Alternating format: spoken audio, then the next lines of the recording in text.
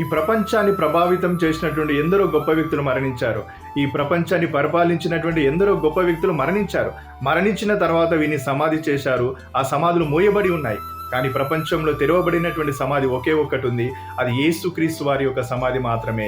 ఎందుకు అనంటే ఆయన మరణించిన తర్వాత తిరిగి లేచినటువంటి దేవుడు, ఆయన మరణమును గెలిచినటువంటి దేవుడు, మరణపు ముళ్ళును విరిచినటువంటి దేవుడు, ఆయన తిరిగి లేచినటువంటి దేవుడు, పునరుద్ధానుడైనటువంటి దేవుడు, ఆయన 40 రోజులు తన ప్రజలకు కనబడినటువంటి దేవుడు, 500 మంది చూస్తుండగా ఆయన ఆకాశమునకు ఆరోహణమైనటువంటి దేవుడు, ఈ మరణమును గెలిచినటువంటి దేవుడే నిన్ను నన్ను ఈ లోకమంతటిని మరణం నుండి తప్పించేటువంటి దేవుడు, ఈ లోకాన్ని రక్షించేటువంటి దేవుడు, ఈ లోకంలో ఉన్నటువంటి ప్రతి వ్యక్తి కొరకు ఆయన ప్రాణం పెట్టి మరణించి సమాధి చేయబడి తిరిగి లేచినటువంటి దేవుడు.